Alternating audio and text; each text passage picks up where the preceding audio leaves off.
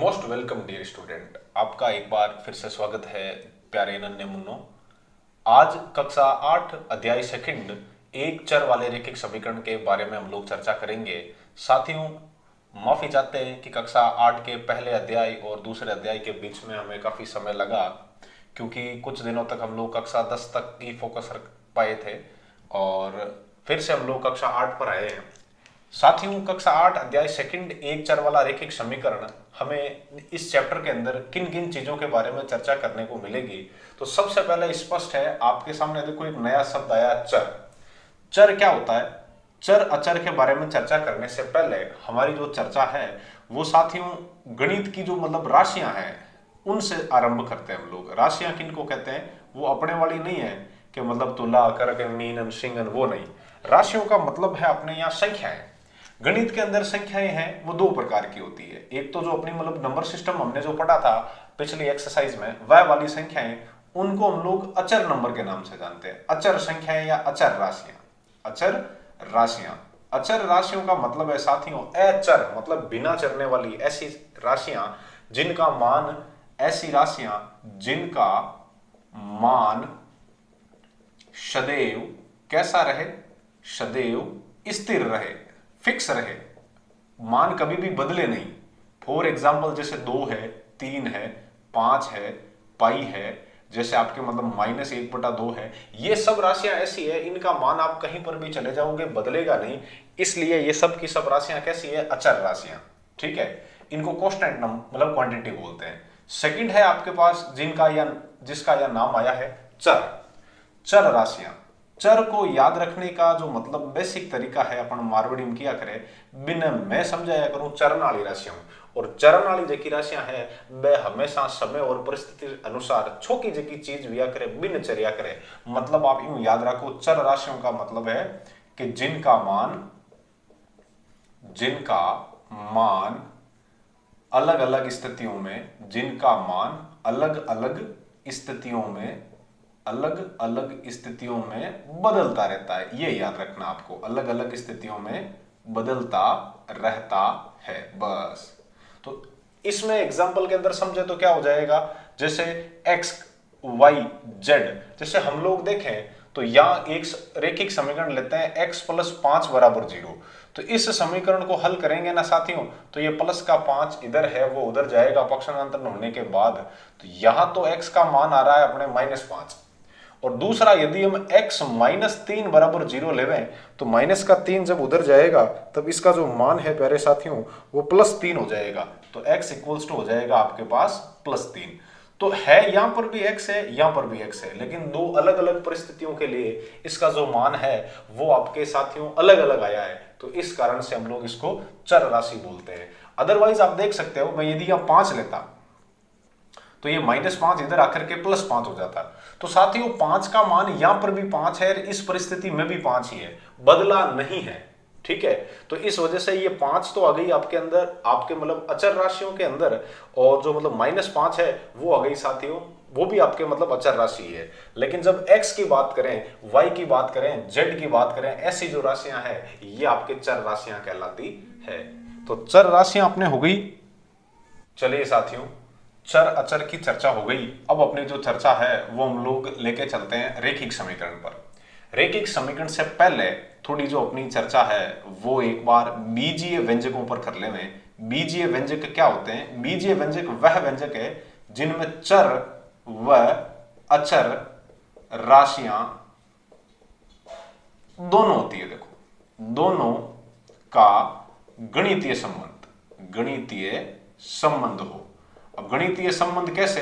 संबंध इस प्रकार से भी हो सकता है, जैसे x² को हम लोग 2 से गुणा करें तो ये आपके द्विघात बीजीय व्यंजक हो गया।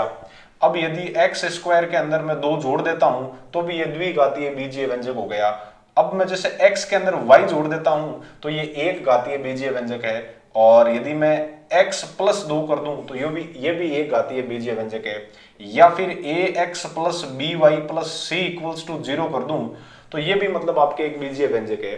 तो चर व अचर, अब इसमें देखना साथियों, अमूमन गणितज्ञ क्या करते हैं कि जो एबीसीडी के अपने आगे के 13 अक्षर जैसे ए बी सी डी, इनका जो उपयोग है वो अचर राशियों के लिए करते हैं, अचर राशियां।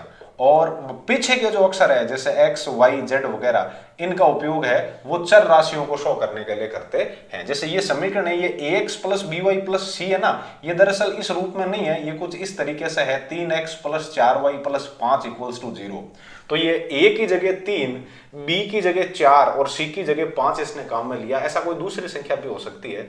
तो ये a, b और c इनको अचर के लिए और x, y इनको यहां पर चर के रूप में काम लिया है। इस प्रकार के जो पद होते हैं इनको हम लोग साथियों बीजीय व्यंजक कहते हैं। अब कि सर बीजीय व्यंजकों में आगे रेखीय व्यंजक कौन से होते हैं? तो रेखीय व्यंजक वह होते हैं साथियों जिनमें चर की घात हमेशा 1 होनी चाहिए, चर की अधिकतम घात 1 होनी चाहिए। इसमें देखो चर की अधिकतम घात कितनी है कि सर, अच्छा अब मुझे बताओ इसमें से आप सेलेक्ट कर करके बताओ कि जो रेखीय व्यंजक है वो कौन कौन से हो सकते हैं। यहां पर देखो चर कौन है x और इसकी अधिकतम घात कितनी है 2 है, तो ये द्विघात व्यंजक है, रेखीय व्यंजक नहीं है। इसमें भी चर की अधिकतम घात कितनी है 2 है, तो ये भी आपके बीजीय व्यंजक है, वो आपके द्विघात व्यंजक है, रेखीय व्यंजक नहीं है। हाँ ये रेखीय व्यंजक हो सकता है, रेखीय व्यंजक हो सकता है, लेकिन ये 2 चरों वाला है। कितने चरों वाला है? 2 चरों वाला है। क्यों? क्योंकि इनकी जो घातें तो आपके एक एक है साथियों, x की भी घात 1 है, y की भी घात 1 है, लेकिन यहां पर चर कितने हो गए? चर 2 हो गए। ये एक चर वाला रेखीय व्यंजक है जो अपनी इस एक्सरसाइज में हम लोग पढ़ेंगे। ये 2 चरों वाले रेखीय व्यंजक है, ये भी 2 चरों वाले रेखीय व्यंजक है। तो जो मतलब आपके समझ में आया कि नहीं आया, जो रेखीय व्यंजक है वो हम लोग किसको बोलते हैं? और रेखीय व्यंजकों को जब हम 0 के बराबर कर देते हैं, कोई भी बहुपद होता है या कोई भी मतलब आपके रेखीय व्यंजक होता है या द्विघातीय मतलब आपके व्यंजक होता है या बीजगणितीय व्यंजक होता है, उसको जब हम लोग 0 के बराबर लिख देते हैं ना प्यारे साथियों, तब वह अपने समीकरण में बदल जाता है। जैसे ये ax plus B Y plus C आपके एक बीजीय व्यंजक है, और बीजीय भी कौन सा? 2 चरों वाला रेखीय व्यंजक। इसको जैसे ही 0 के बराबर किया है, ये आपके समीकरण में बदल गया और ये भी आपके समीकरण में बदल गया। तो ये तो है आपके पास रेखीय व्यंजक, याद रखना शब्द, और ये है आपके पास रेखीय समीकरण, रेखीय समीकरण। तो रेखीय समीकरण और रेखीय व्यंजक में क्या अंतर है? रेखीय व्यंजक को यदि आप 0 के बराबर कर देते हो या किसी भी व्यंजक को जब आप 0 के बराबर कर देते हो, तब वो आपके रेखीय समीकरण में या जो संबंधित बीजीय समीकरण के अंदर बदल जाता है। चलिए अब अपना जो फोकस है वो इस एक्सरसाइज पर करते हैं। देखो आगे, रेखीय व्यंजक प्यारे साथियों वह बीजीय व्यंजक, वह परिभाषा देखना आप, ये किताबों में नहीं मिलेगी, वह बीजीय व्यंजक जिनकी चरों की अधिकतम घात, चरों की अधिकतम घात 1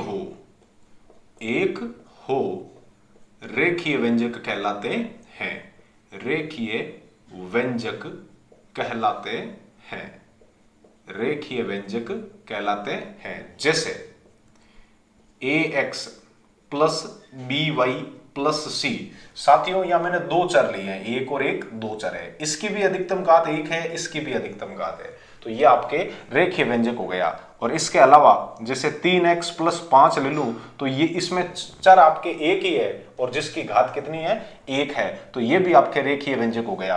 अब रेखीय व्यंजकों को रेखीय समीकरण में किस प्रकार बदला जाता है, तो उसके लिए आप यहां एक नोट के अंदर लिख लो, रेखीय व्यंजकों को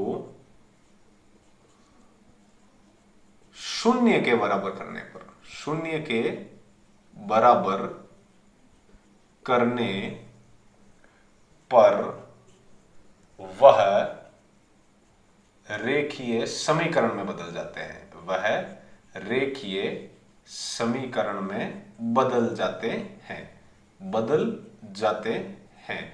और टावरा 1% भी डरने की जरूरत नहीं है। महत्वपूर्ण रेखीय व्यंजक क्यों, कोई भी केड़ो भी व्यंजक वह और बिना आप जीरो और बराबर कर दो तो वो आप रे समीकरण में बदल जावे। ये चीज री गांठ बांध लो, आ ठेठता ही आप रे काम आवेली। अब देखो एक समीकरण रे मय है जका 3 भाग विया करे, बे तीनों भागा ने कई कई नामों जाना और कई कई बाणु मतलब नाम है, बे चीजा आप देखा। तो चलो साथियों, तो प्यारे विद्यार्थियों, इस रेखीय समीकरण के अंदर देखो जो ये वाला भाग है ना, इसको तो हम लोग बोलते हैं चर, और जो ये चिन्ह है ना बराबर का, इसको हम लोग बोलते हैं समता। और इसके अलावा जैसे ए बी और सी है, ये हो गए आपके अचर भाग। साथियों ठीक उसी प्रकार से देखो इसमें अचर भाग कौन कौन से हैं, अचर भाग। तो अचर भाग की बात करें तो इसमें अचर भाग 3 हो गया, अचर भाग 5 हो गया और अचर भाग 7 हो गया। एक्स क्या है, एक्स आपके चर है और ये किसका निशान है, ये आपके समता का निशान है, बराबर का निशान है, समता। अब देखा जाए तो समता के जो मतलब आपके बाईं ओर का भाग है, इसको हम लोग बोलते हैं बायां पक्ष। साथियों कौन सा पक्ष, बायां पक्ष। अरे बायों का पक्ष नहीं, अपने राजस्थान में बायां बोलिया करे गर्ल्स ने, तो बायां पक्ष नहीं है, वो है लेफ्ट, जका ना इंग्लिश में क्या करा, लेफ्ट साइड है। और इनो जो जीवना साइड में विया करे इन आपा कहवा दाया पक्ष, दाया भाग या दाया पक्ष है। ठीक है, तो वो वेगो राइट साइड आवेगी लेफ्ट साइड। समझ में आई को नहीं, यहाँ पर आएगी भी तो बहुत बढ़िया। अब आपा ये एक्सरसाइज रो एक्सरसाइज 2.1 री शुरुआत करा साथियां, और एक्सरसाइज 2.1 किनो संबंधित है वो भी पढ़ा, और राजी खुशी आज अपनी कोशिश रही कि एक्सरसाइज 2.1 ने पूरी कर देवा। तो चलो साथियों, चलिए प्यारे साथियों, आपकी बुक्स का पॉइंट 2.2 समीकरणों को हल करना जिनके एक पक्ष में रेखीय व्यंजक तथा दूसरे पक्ष में केवल संख्या हो। और हम लोग इसका जो बेसिक है वो प्रश्नावली के साथ साथ समझेंगे साथियों, ताकि अपने एक तीर से दो शिकार हो जाएं, प्रश्नावली भी हल हो जाए और मेथड भी समझ आ जाए। तो निम्न एक्सरसाइज 2.1 प्रश्न निम्न समीकरणों को हल करो का पहला सवाल आपसे क्या बोल रहा है, x - 2 = 7। इसमें देखो x - 2, तो इसका जो दायां भाग है ना, दायां भाग ये तो है साथियों रेखीय व्यंजक। कौन सा है, रेखीय व्यंजक, और बीच में किसका निशान है, समता का। और इसका जो दायां भाग है वो है आपके पास, जैसा कि इसमें दी हुई है, एक संख्या। तो हेडिंग क्या है अपनी, एक पक्ष में तो रेखीय व्यंजक हो और दूसरे पक्ष में क्या हो, संख्या हो। तो इसको किस तरीके से हल करेंगे, तो हल करने की दो विधियां हैं। आप लोगों को मैं दोनों एक ही सवाल में लगा के बताऊंगा साथियों, और जो विधि आपको उपयुक्त लगे उस विधि से आप इसको हल कर लेना, है ना साथियों। प्रथम विधि आपसे क्या बोल रही है, प्रथम विधि बोल रही है कि यहां देखो आपको हमेशा क्या रखना है, चर पद को एक तरफ रखना। पहला पॉइंट ये ध्यान रखो, चर पद को यूं ये ध्यान रखो हमेशा बाईं ओर रखना है, बाईं ओर रखना है। बस ये चीज गांठ बांध लो आप। तो इस चीज को यदि आप गांठ बांध लोगे तब आप इन प्रश्नों के हल में कहीं पर भी नहीं अटकेंगे। तो सबसे पहले देखो यहां क्या दिया हुआ है, x - 2 = 7। तो x में से कितना घटाया हुआ है, x में से 2 घटाया हुआ है। तो याद रखना घटाया हो, घटाया हुआ हो, घटाया हुआ हो तो दोनों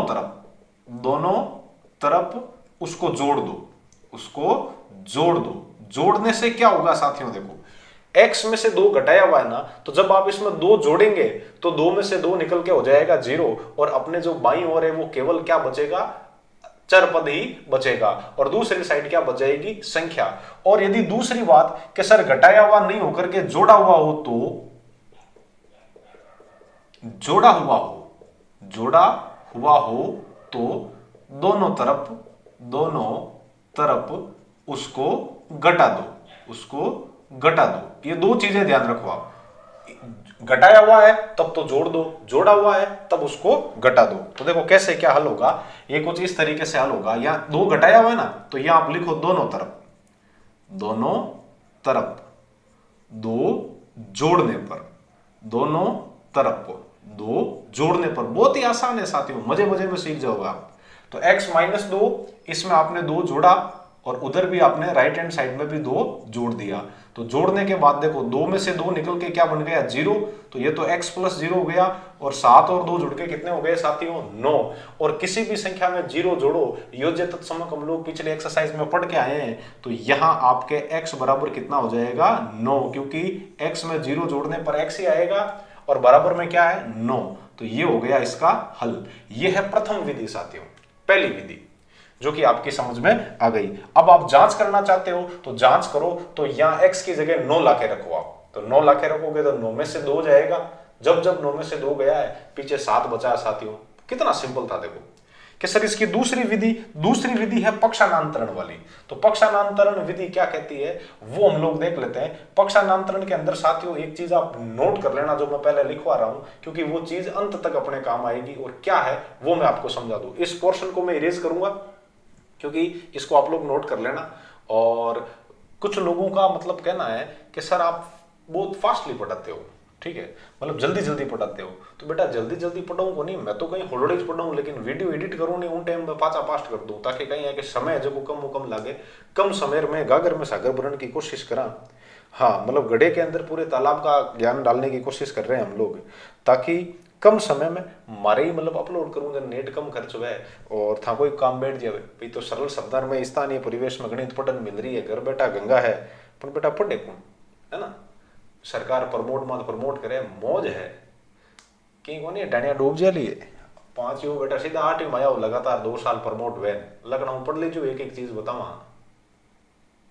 दूसरी देखो साथिया, पक्षांतरण विधि कहीं बोलिया करे कि समता के बाईं ओर यदि कोई भी संख्या प्लस में हो और उसको आप मतलब दाईं ओर भेजते हो, तो वह संख्या किस में परिवर्तित हो जाएगी, माइनस में, याद रखना। और यदि समता के मतलब बराबर के आगे यदि कोई भी संख्या माइनस में है और उसको आप उधर भेजते हो, तब वो हो जाती है उधर जाने पर प्लस की। और इधर कोई भी संख्या अचर पद के गुणा में है और आप उसको उधर भेजते हो, तो साथियों वो दूसरी संख्या मतलब दाईं ओर जो संख्या है उसके भाग में चली जाती है। और याद रखना, इधर कोई भाग में है तो आप उसको उधर भेजते हो तो वो चली जाएगी गुणा में। ये तीर के निशान समझ में आ रहे हैं। प्लस वाला उधर जाएगा माइनस का, माइनस वाला उधर जाएगा प्लस का, गुणा में है वो उधर जाएगा भाग में, और जो भाग में है वो उधर चला जाएगा गुणा में। कि सर जब मान लो कहीं जरूरत पड़ी मानो बटिन वटिन लानी हुए, तो भी सेम ही नियम काम करिया करे। माइनस वाली उस तरफ से इस तरफ आएगी, प्लस की हो जाएगी, प्लस वाली उस तरफ से इस तरफ आएगी, माइनस की हो जाएगी, भाग में है वो इस तरफ आएगी, गुणा में चली जाएगी, और गुणा में है और वो इधर आएगी आपके किस में चली जाएगी, भाग में। तो दोनों तरफ बराबर ही नियम लगते हैं, तो इनसे आपको घबराने की जरूरत नहीं है। अब यहां आप हल के अंदर सीधा लिख सकते हो साथियों, क्या हल के अंदर आप सीधा लिख सकते हो, हल पक्षांतरण करने पर, पक्षांतरण करने पर। और किसका पक्षांतरण हो रहा है, -2 का। मैंने बताया था इधर कोई भी संख्या माइनस में है और वो उस तरफ जाती है तब प्लस की हो जाती है साथियों। तो 7 तो देखो ऑलरेडी पहले से उधर है ही, ये माइनस का 2 उधर गया, किसका हो गया, प्लस का, ठीक है ना भाई। -2 था, माइनस की संख्या उधर जाती है, किसकी हो जाती है, प्लस की।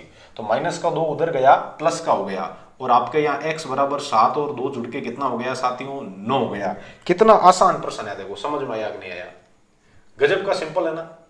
चलिए अब मेरी जो कोशिश रहेगी अल्टरनेट क्रम में, एक सवाल है वो तो मैं आपको मतलब जो पहली विधि बताई थी उससे, और जो दूसरा सवाल है वो पक्षांतरण विधि से हल करवाऊंगा, ताकि आने वाले सभी प्रश्नों में इन दोनों विधियों की अच्छे तरीके से अपनी प्रैक्टिस हो जाए।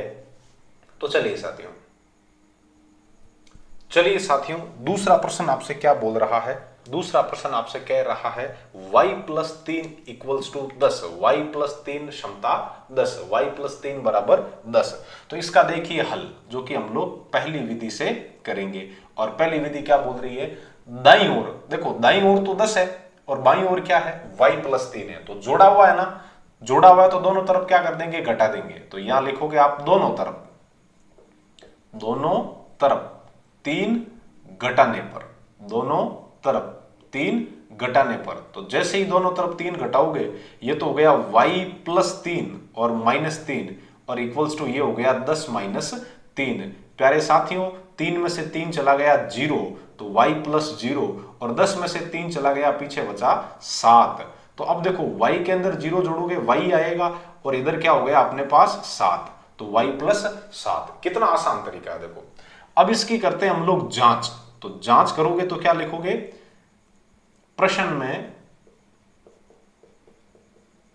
दाई ओर नहीं साथियों, बाई ओर क्या कर रहे हो, y बराबर 7 रखने पर, तो y बराबर 7 रखते हो और आपका दायां पक्ष आ जाता है, तब तो प्रश्न सही है। अदरवाइज आप कटी दूरदानी कर दी बेटा। तो देखो y प्रश्न कहीं हो y प्लस 3। अब इरमाई देखो y की जगह 7 रखो और 7 प्लस 3 और 7 में 3 जोड़ा देन कितो आवे 10, और 10 दरअसल अट कहीं है साथियां, 10 दरअसल अटे दायां पक्ष है। तो आप बात अपनी 100% सही है और उत्तर भी सही है। कोई माई को लाल इन चैलेंज नहीं कर सके। अब देखो प्यारे विद्यार्थियों, सवाल नंबर तीसरो आपने कहीं कहे, तीसरो कहे 6 बराबर z प्लस 2। अरे 2 प्लस 2 नहीं है, वो z है, एनो 2 है, ध्यान रखियो। तो ये प्रश्न ने हल करनवात है, आप सीधो भी हल कर सको, और अदरवाइज इन पहला वाला प्रश्न जेड़ा हम बदलनी चाहो तो आपरी मर्जी, आप बदल भी सको। की कर बदल सको साथियां, ये z प्लस 2 ने लिख दो पहली और बराबर 6 ने लिख दो बाद में, बिनु की फर्क कौन पड़े। क्लियर है।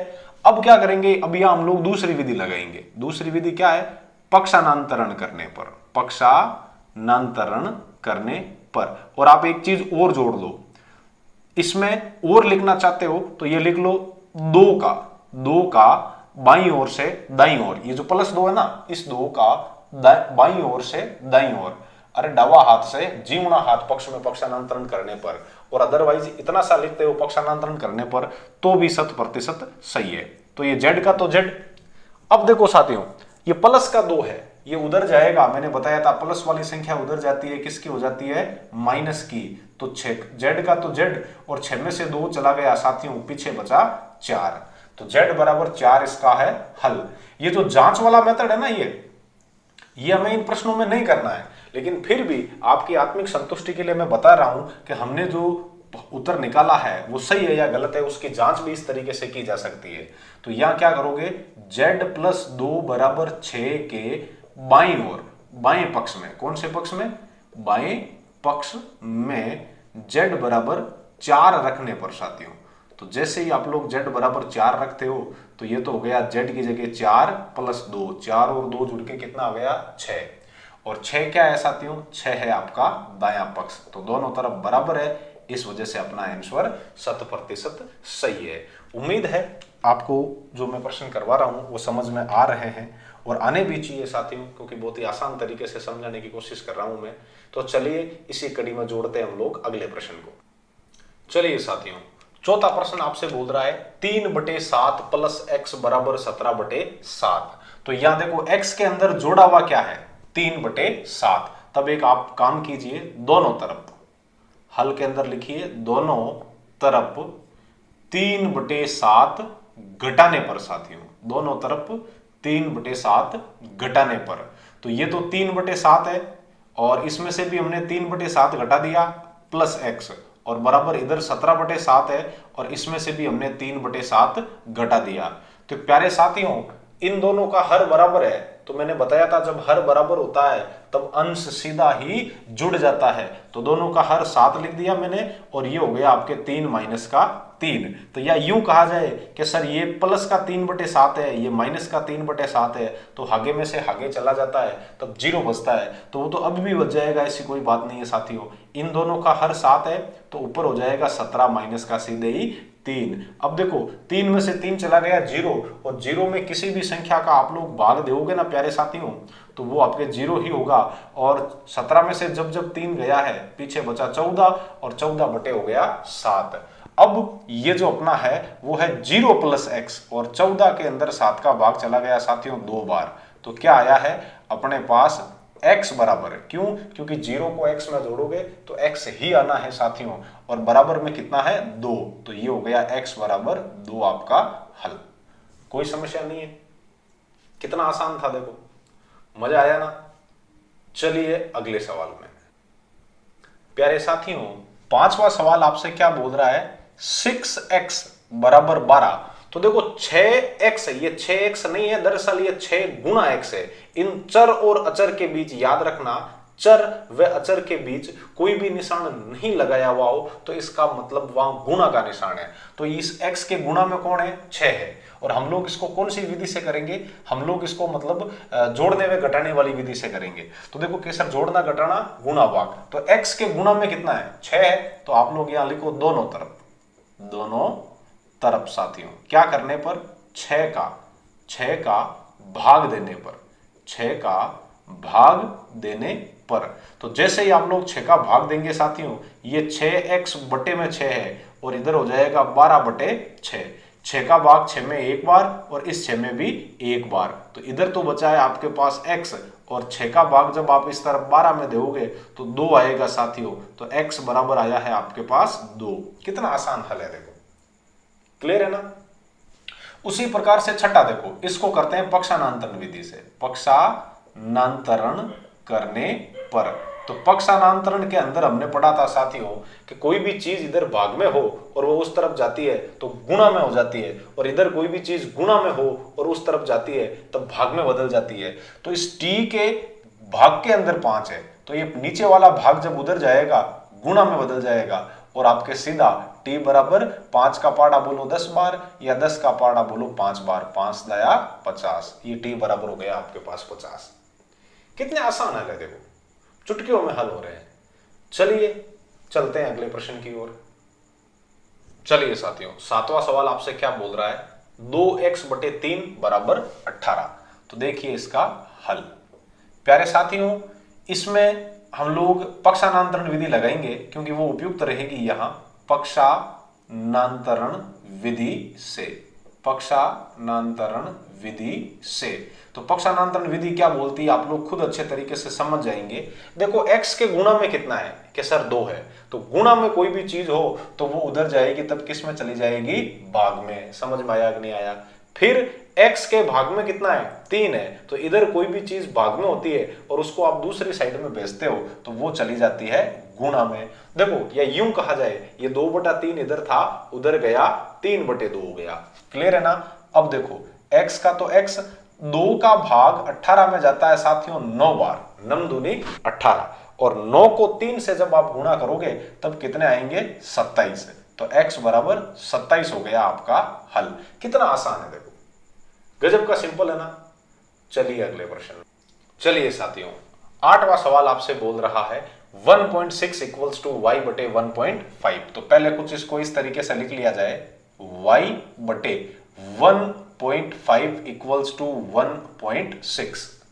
क्लियर है।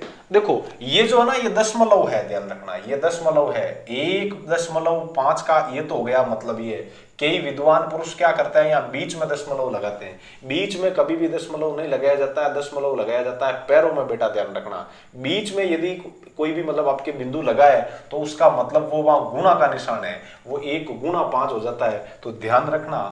अब क्या करने पर साथियों, पक्षानांतरण करने पर। क्या करने पर, पक्षानांतरण करने पर। तो जैसे ही आप पक्षानांतरण करोगे, ये y के बटे में भाग में है 1.5 और ये इस तरफ से उस तरफ जाएगा साथियों तो गुणा में बदल जाएगा।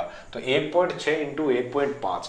आप कक्षा 8 के विद्यार्थी हो, इसलिए मैं दशमलव संख्याओं के गुणा करवा के इसको हल करवाने की कोशिश करता हूं। चीज ने समझा तो थाने में दशमलव का गुणा सिखाई दूं, 1.6 इंटू 1.5। तो देखो दशमलव का गुणा की करविया करे, गुणा भी चाहिए जो पहले है होता। 5 ने कराओ 6 गुणा साथिया, 6 पंजाणु 30, हासिल की 3। कोई समस्या को नहीं ना कि सर हाल तक तो कोई को नहीं। पची 5 ने कराओ 1 गुणा, 1 पंजो पंजो और 5 और 3 हासिल वाला कितना होगा 8। अब वो इस गुणा रो निशान पाचो लगाई दियो, कोई प्रॉब्लम को नहीं।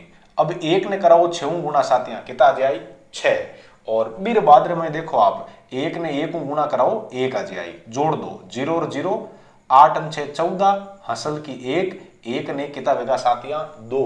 अब देखो दशमलव के बाद कितनी संख्या है, यहां पर दशमलव के बाद एक संख्या है, यहां पर भी दशमलव के बाद एक संख्या है। तो अपने यहां यह ध्यान रखना है कि अब दशमलव के बाद कुल 2 संख्याएं हो गई है, तो पीछे से 2 संख्याएं गिनो, 1 और 1 2, और यहां लगा 2 दशमलव। समझ में आया कि नहीं आया, कितना आसान गुणा हो। देखो तो y बराबर कहीं होगो प्यारा टाबरा 2.4, और 4 ने बाद में यदि कोई 0 लागोड़ो है और मेरे बाद में कोई संख्या नहीं है तो भी 0 रो कोई औचित्य को नहीं, बा संख्या 2.4 में लिखी जी, ओवे कोई नो हल।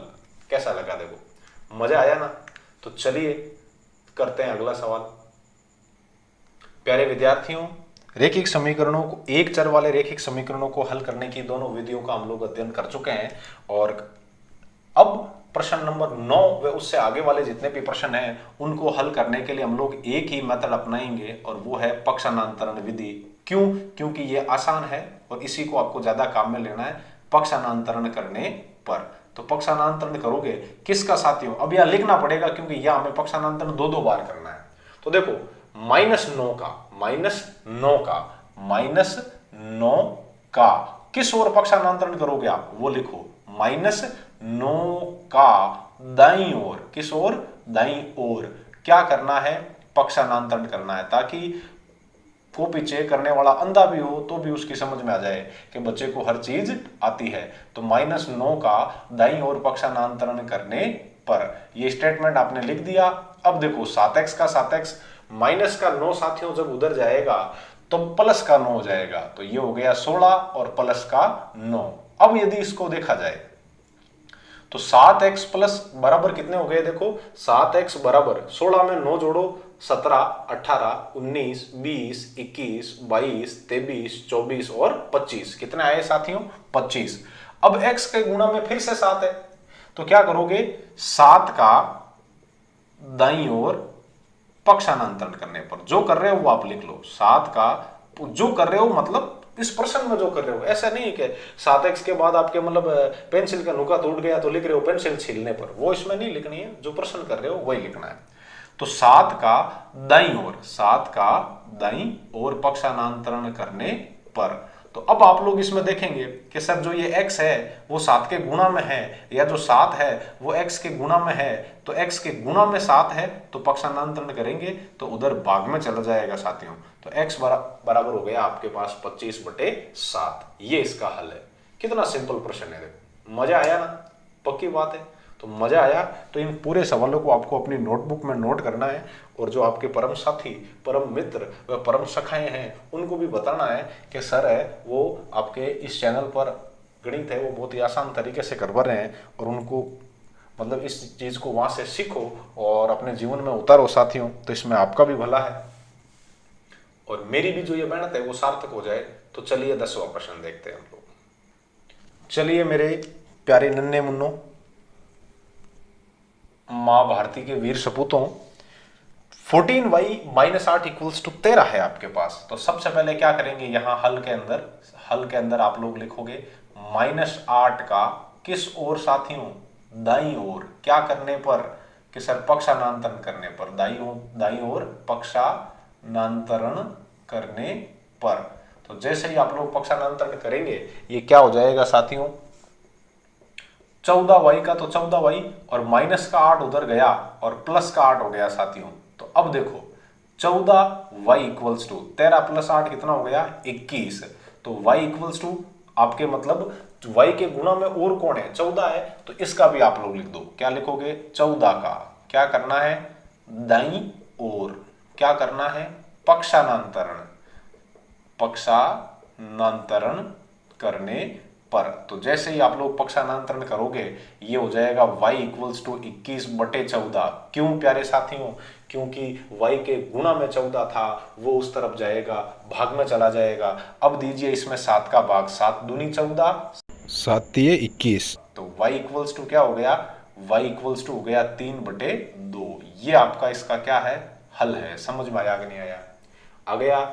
चलिए इस एक्सरसाइज 2.1 के पीछे से दूसरे सवाल में मतलब 11वें प्रश्न में। तो चलिए साथियों सवाल नंबर 11वां आपसे क्या बोल रहा है? 17 + 6p = 9। तो सबसे पहले क्या करेंगे कि सर प्रश्न को देखेंगे और फिर हल करेंगे। तो 6p के अंदर जोड़ा हुआ कितना है? कि सर 17 जोड़ा हुआ है। तो ये काम करो 17 का किस ओर? दाईं ओर। 17 का दाईं ओर क्या करने पर? पक्षांतरण करने पर। 17 का दाईं ओर पक्षांतरण करने पर। तो जैसे ही 17 का आप लोग दाईं ओर पक्षांतरण करोगे ये हो जाएगा 6p और 9 प्लस का 17 उधर जाएगा साथियों, माइनस का 17 हो जाएगा। तो 6p इक्वल्स टू 9 माइनस 17 हो गया। तो अब देखिए 6p का तो 6p, 9 में से 17, पहले एक काम करो, दोनों में से चिन्ह किसका बड़ा है, माइनस वाले का बड़ा है, तो माइनस लगा दो। अब 17 में से आप लोग 9 घटा दो, तो 17 में से 9 घटाओगे साथियों तो पीछे बचेगा 8, ठीक है। तो अब वापस क्या करना है, 6 का, p के गुणा में कौन है, 6 है, तो 6 का दाईं ओर क्या करना है आपको, पक्षांतरण करना है, दाईं ओर पक्षांतरण करने पर। तो दाईं ओर पक्षांतरण करोगे तो ये हो जाएगा आपके पास p इक्वल्स टू -8 और 6 गुणा में था तो वो भाग में आ गया साथियों। इनको काट दो, 2 का भाग 8 में जाता है 4 बार और 2 का भाग 6 में जाता है 3 बार। अब ये कटते नहीं है तो आपके पास p इक्वल्स टू हो गया साथियों -4/3। ये हो गया आपके पास यहां हल। क्लियर है। चलिए इस एक्सरसाइज और आज के इस सेशन का आखिरी प्रश्न। चलिए साथियों आज के इस सेशन के आखिरी क्वेश्चन में हम लोग आखिरी बार चर्चा कर रहे हैं 12वें प्रश्न के बारे में। x/3 + 1 = 7/15। तो ये एक इधर जोड़ा हुआ है ना, तो सबसे पहले क्या करेंगे, एक का किस ओर, दाईं ओर क्या करने पर साथियों, पक्षांतरण करने पर। तो जैसे ही आप लोग पक्षांतरण करोगे ये हो जाएगा प्यारे साथियों x/3 = 7/15 और माइनस का हो जाएगा साथियों आपके पास यहां 1। अब इस 1 के बटे में कुछ नहीं है तो कौन है प्यारे विद्यार्थियों, 1 है। जिसके साथ कोई नहीं होता है उसके साथ मेरा कृष्ण कन्हैया होता है, शावरा होता है। तो 15 और 1 इन दोनों का एलसीएम आ जाएगा 15 साथियों। लेसन 15 में 2 15 का भाग एक बार और फिर उस 1 को ऊपर वाले 7 से ले जाके कर दो गुणा। तो ये हो गया 7 गुणा 1, फिर माइनस 1 का भाग दिया जाए 15 में तो 15 बार जाएगा और 15 को ऊपर वाले 1 से गुणा करवा देते हैं साथियों। x/3 का तो x/3, +3, 7 को 1 से गुणा कराया 7 और 1 को 15 से गुणा करवाया 15 और बटे में कितना है 15। अब देखिए मजेदार बात, 7 में से 15 जाएगा तो ये x/3 का तो x/3 बटे में 15 पड़ा है, पड़ा रहने दो। 7 और 15 में से संख्यात्मक रूप में नहीं, मतलब हाँ बिल्कुल संख्यात्मक रूप में कौन बड़ा है कि सर 15 बड़ा है, तो उसका चिन्ह लगा दो आप, क्या है माइनस। और 15 में से 7 जाता है साथियों तब पीछे बचता है 8। सरल हो गया ना। अब क्या करना है, अब इस 3 का दाईं ओर, 3 का दाईं ओर पक्षांतरण करने पर, 3 का दाईं ओर पक्षांतरण करने पर, 3 इधर भाग में है साथियों, उधर चला जाएगा गुणा में, तो -8/15 गुणा 3, 3 का भाग 3 में 1 बार और 15 में चला गया 5 बार। तो x बराबर आया है आपके पास -8/5 और यह है आपका यहां पर हल। कैसा लगा जरूर बताना मुझे साथियों। आज की इस सेशन में हमने एक चर वाले रैखिक समीकरणों से शुरुआत की, फिर चर के बाद रैखिक चर के बाद व्यंजक के बाद आपके रैखिक समीकरण और तत्पश्चात हमने प्रश्नावली 2.1 की शुरुआत करने के साथ साथ उसका समापन भी कर दिया। चलिए फिर मिलते हैं अगले सेशन में नई प्रश्नावली के साथ। तब तक आपको क्या करना है, इस प्रश्नावली को यहां से देख के अच्छे तरीके से समझ के नोट करना है और अपनी परम सखाओं व परम मित्रों को इसके बारे में बताना है और उन्हें भी इस प्लेटफॉर्म पर अध्ययन करने के लिए प्रेरित करना है। धन्यवाद। चलिए साथियों।